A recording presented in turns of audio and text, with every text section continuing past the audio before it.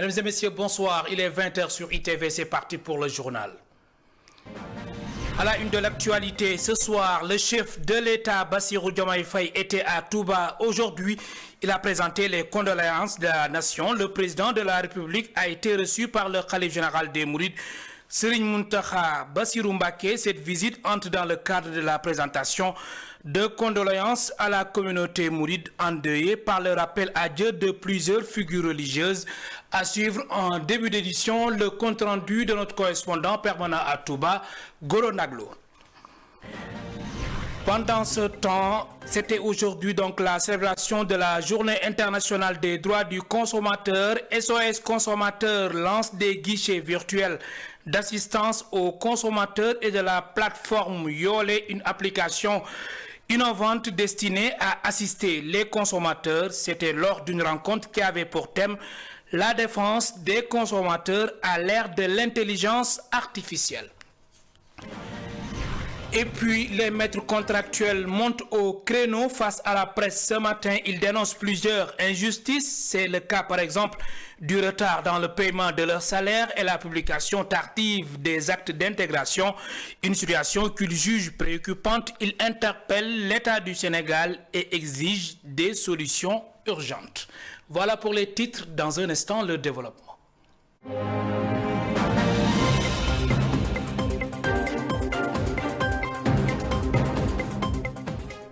Bonsoir et bienvenue. Je vous le disais il y a un instant, le chef de l'État, Bassirou Diomaye Faye, était à Touba. Il a présenté les condoléances de la nation. Le président de la République a été reçu par le khalife général des Mourides, Serigne Mountakha Bassirou Mbacké. Cette visite entre dans le cadre de la présentation de condoléances à la communauté mouride endeuillée par le rappel à Dieu de plusieurs figures religieuses. N'est-ce pas, Goro Naglo? Accueilli par le khalife général des Mourides à Darou Minam, le président de la République a effectué une visite de présentation de condoléances à la communauté mouride endeuillée par la disparition de certaines figures religieuses. Le président Bassirou Diomaye Diakhar Faye a saisi l'occasion pour réitérer son affection aux guides religieux.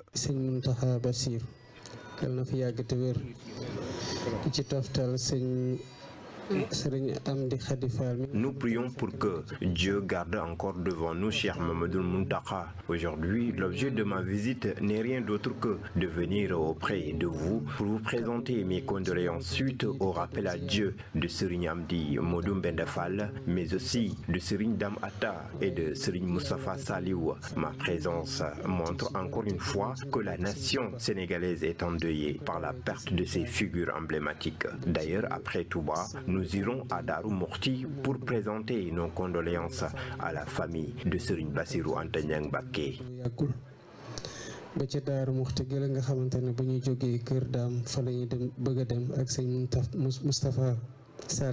Une visite magnifiée par la communauté mouride qui, par la voix des Baye Fall, salue la démarche du chef de l'État qui, selon eux, doit emprunter le modèle Baye Fall pour booster le développement du Sénégal.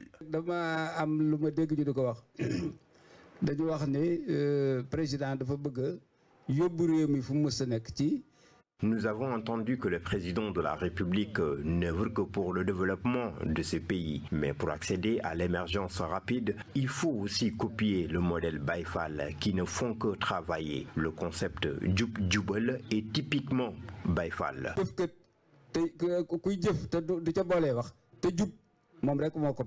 Après l'étape de Touba, le président de la République, Bassirou Diomaye Diakhar Faye, s'est rendu également à Darou Mourti pour présenter ses condoléances à la famille de Mame Thierno Birahim Mbacké qui a aussi récemment perdu son calife, Serigne Bassirou Anta Niang. À l'instant, Goro Naglo, célébration de la Journée internationale des droits du consommateur. SOS Consommateurs lance des guichets virtuels d'assistance aux consommateurs et de la plateforme Yolé, une application innovante destinée à assister les consommateurs. C'était lors d'une rencontre qui avait pour thème la défense des consommateurs à l'ère de l'intelligence artificielle. Compte rendu, Satou Diba et Barroso. À l'occasion de la Journée internationale des droits des consommateurs, célébrée chaque 15 mars, l'organisation SOS Consommateurs a tenu une rencontre spéciale afin de sensibiliser le public sur l'importance des droits des consommateurs et les outils mis à leur disposition pour mieux les défendre. Et ce qu'on vous a apporté aujourd'hui, c'est une plateforme digitale. Vous savez, récemment, on a lancé le New Deal technologique. Et SOS a voulu apporter sa contribution. En quoi faisant, permettons à qui que ce soit d'envoyer une information à SOS Consommateurs. Maintenant, nous derrière, avec les juristes que nous avons, la structure que nous avons, les avocats, on va faire le nécessaire. Lors de cette cérémonie, le vice-président de SOS Consommateurs a mis en avant une initiative innovante, la création de l'application Yolé, conçue pour assister les consommateurs dans leurs démarches et les informer sur leurs droits. Cet outil numérique vise à faciliter l'accès aux conseils juridiques, aux recours en cas de litige et aux bonnes pratiques en matière de consommation. Yolé est composé de 3 composants. À partir de ça, vous pouvez accéder à la plateforme qui s'appelle Guichet d'assistance aux consommateurs, afin que tous les consommateurs qui sont au Sénégal puissent accéder aux informations et surtout effectuer leur devoir de contrôle citoyen. Et pour cela, à partir du site internet, vous pouvez vous inscrire, vous allez avoir accès à l'application qui s'appelle Yolé, qui est juste un moyen à tout consommateur d'avoir le pouvoir de dénoncer tout abus. Au-delà de la présentation de cette application, l'accent a également été mis sur le thème de cette année. La protection des consommateurs dans un monde en constante évolution était également au cœur des débats. La thématique aujourd'hui, c'est la défense des consommateurs à l'ère de l'intelligence artificielle. Tout le monde en parle et on a voulu mettre une solution et rendre l'intelligence artificielle accessible à tous les consommateurs afin d'améliorer la qualité de vie des consommateurs. Je pense que la cherté des prix, il y a 2 axes, nous on le voit. Donc vous avez la question par rapport aux autorités, mais en tant que consommateur, moi déjà dans mon quartier, je suis victime de ça avec un boutiquier ou un vendeur qui ne respecte pas les prix. Cette rencontre a été un moment fort pour réaffirmer l'engagement de SOS Consommateurs à défendre les droits des citoyens face aux abus et à promouvoir des solutions modernes pour renforcer leur pouvoir d'action. Avec des outils comme Yolé, les consommateurs disposent désormais d'une assistance plus accessible et efficace, marquant ainsi une avancée significative dans la protection et l'accompagnement des usagers face aux enjeux du marché. Éducation, les maîtres contractuels montent au créneau face à la presse. Ils dénoncent plusieurs injustices. C'est le cas par exemple du retard dans le paiement de leur salaire et la publication tardive des actes d'intégration. Une situation qu'ils jugent préoccupante. Ils interpellent l'État du Sénégal et exigent des solutions urgentes. Le point avec Elisabeth Grastine et Pape Mafalfal. Les maîtres contractuels de l'éducation nationale du Sénégal ont manifesté leur mécontentement face aux injustices qu'ils subissent, une situation de précarité provoquée entre autres par le retard dans la publication des actes d'intégration. La première injustice dont nous voudrons mettre en évidence, c'est ce qui concerne la publication des actes d'intégration. Les contractuels de l'éducation du Sénégal restent pendant 5 ans, 6 ans, voire 7 ans, gardant le même statut de contractuel. Et aujourd'hui, le constat qui est fait est que nos dossiers sont bloqués dans différents ministères. Les maîtres contractuels dénoncent également le retard dans le paiement des salaires. Ils estiment que l'État doit respecter ses engagements. La deuxième injustice que nous voudrons mettre en évidence, c'est une injustice qui nous tient à cœur également. Cela concerne le retard des salaires que nous avons constaté dernièrement. Le retard des salaires. Aujourd'hui, l'État a l'obligation de respecter ses engagements. Une autre injustice qu'il dénonce concerne la publication tardive des arrêtés d'admission. La troisième injustice, mais non moins essentielle, est ce qui concerne la sortie tardive des arrêtés d'admission. On ne peut plus concevoir cela. Nous avons rempli toutes les conditions. Nous avons fait tout ce qu'ils nous ont demandé de faire. Donc, il s'en suivrait logiquement et normalement que les arrêtés d'admission soient publiés. Les maîtres contractuels exigent à l'État du Sénégal une meilleure considération. Ils demandent aux autorités compétentes d'agir rapidement pour résoudre les problèmes liés au salaire, aux commissions d'examen, aux actes d'intégration et à la publication des arrêtés. Situation socio-économique du pays, le Parti démocratique sénégalais alerte et c'est la Fédération nationale des enseignants libéraux qui sonne la remobilisation. Elle a tenu un forum stratégique visant à renforcer et à redéfinir les orientations et stratégiques à venir. En conférence de presse, les enseignants libéraux ont dénoncé les licenciements tous azimuts, la hausse des prix, entre autres. Le PDS précise par ailleurs que la reddition des comptes doit être un levier de justice et non comme un outil de règlement de comptes politiques. Je vous propose d'écouter Elimane Senghor. Il est le secrétaire général de la Fédération nationale des enseignants libéraux. Ses propos sont recueillis par Ndeye Ali Fall et Barosso.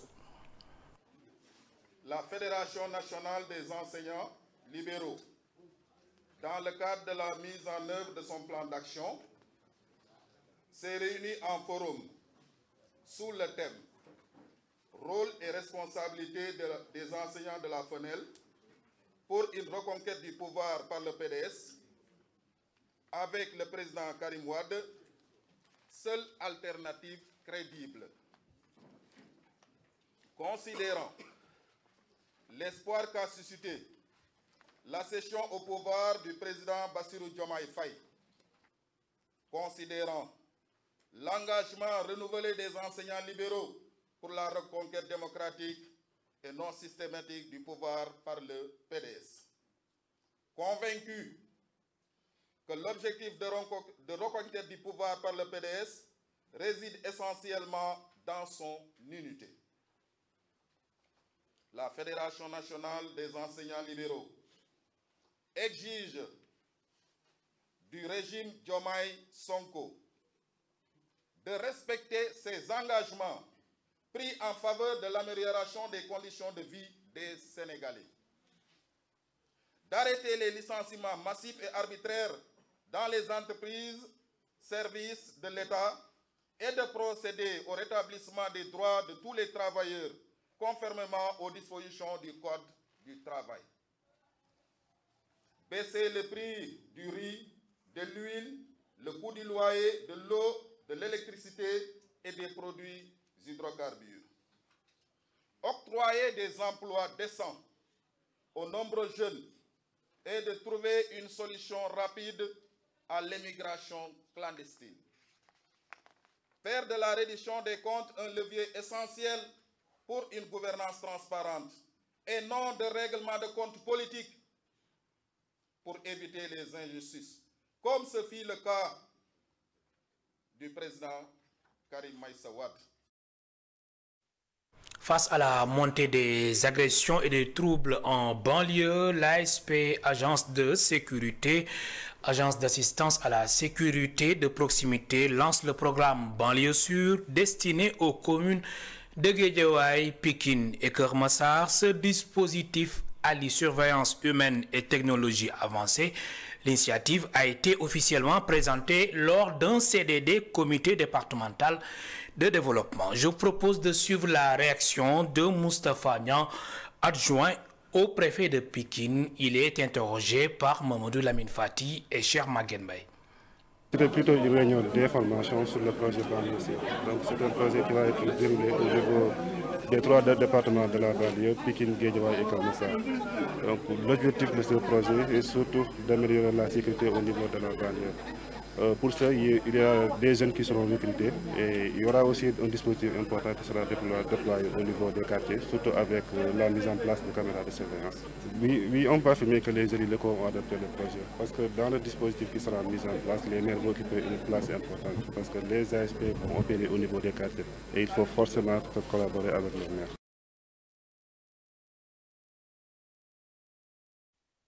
5000 jeunes patrouilles renforcées et technologies de surveillance. Le programme Banlieue Sûre mise sur une approche globale pour lutter contre l'insécurité. Voici les explications d'Abdourahim Fall. Il est le coordonnateur du projet. Il est toujours au micro de Mamadou Lamine Fati. Il n'y aura pas de quota du moins pour les politiques. Donc nous allons respecter les critères et puis l'égalité des chances aussi dans ce dispositif. Parce que l'égalité des chances est un principe en fait qui nous tient beaucoup à cœur à l'Agence d'assistance à la sécurité de proximité. Des enquêtes de moralité qui seront effectuées parce qu'on tient beaucoup compte à l'image aussi de l'ASP. Il y aura une enquête de moralité avec la police et la gendarmerie. Mais je voudrais en fait rassurer les populations que les comités de veille qui sont dans les quartiers, les jeunes qui y sont, seront intégrés dans le dispositif s'ils respectent les critères retenus par l'ASP. Qui dit gouvernance sécuritaire de proximité dit sécurité pour tous, partout, participatif aussi. Donc ce que nous faisons, c'est une coproduction de la sécurité. Donc l'implication des citoyens, des populations et tous les acteurs sont nécessaires en fait pour la mise en œuvre efficace de ce projet. Aujourd'hui, nous avons la sécurité publique, la sécurité civile, mais demain, l'ASP pourra se positionner comme une troisième force, la sécurité de proximité.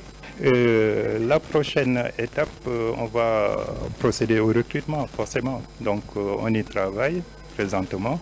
Donc, on va les recruter, former et déployer. C'est ça les prochaines étapes, quoi. Donc, avec les autorités locales, nous allons travailler là-dessus pour que sa mise en œuvre soit effective. Parlons de tout à fait autre chose. Les femmes restent largement sous-représentées dans les emplois à faible émission de carbone, en particulier dans les secteurs techniques et industriels.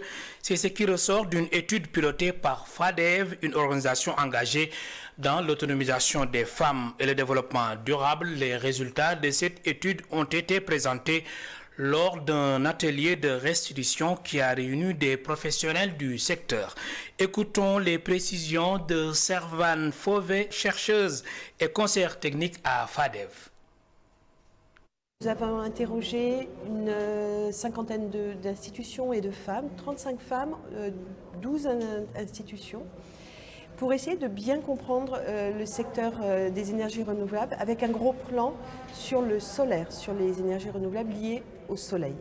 Le Sénégal, c'est 3000 heures d'ensoleillement par an, mais seulement 1% du potentiel est exploité. Donc il y a vraiment une marge pour faire plein de choses, pour participer au développement socio-économique du pays. Les femmes sont là, les femmes sont présentes et justement on a travaillé sur quels étaient leurs freins, quels étaient leurs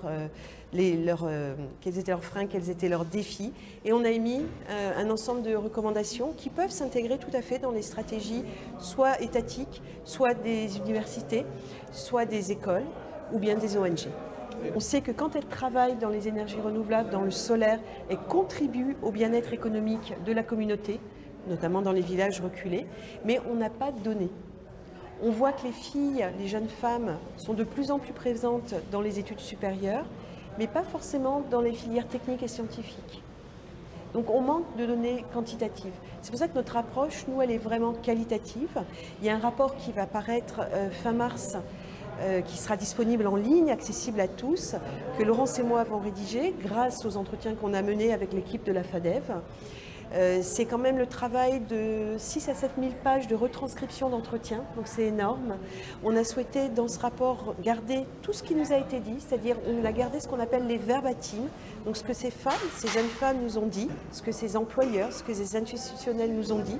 Et donc ça en fait un rapport très vivant d'une 60aine de pages qui, on espère, pourra servir en fait à bâtir de nouvelles stratégies pour favoriser l'autonomisation des femmes sur le secteur du solaire et peut-être dans d'autres secteurs également. Le collectif des sportifs et riverains du stade municipal de Hann Bel-Air est en colère. Il dénonce l'occupation illégale du parking du stade par un projet de construction de 1500 mètres carrés. En conférence de presse, les membres de ce collectif affirment que ce projet aura des conséquences sur la sécurité, l'accessibilité et le développement de la zone.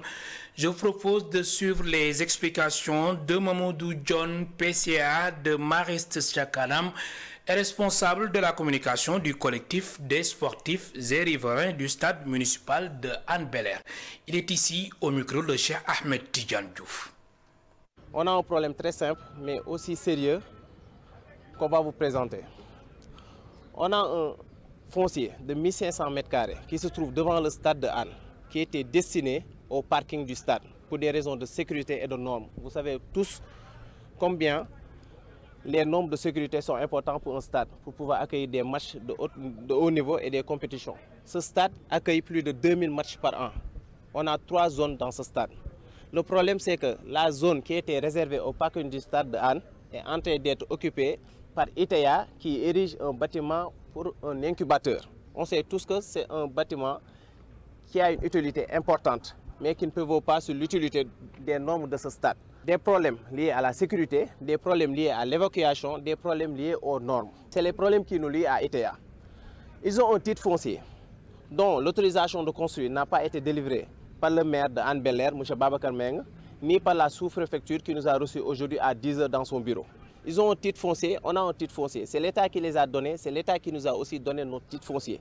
Et notre titre foncier est plus légal et plus légitime parce que leur titre foncier et leur bâtiment ne respectent aucune norme. Le code de l'urbanisme, aucune étude d'impact environnemental n'a été faite jusqu'à présent. Étude d'impact environnemental et social, donc la communauté devrait être informée, ce qui n'est pas le cas.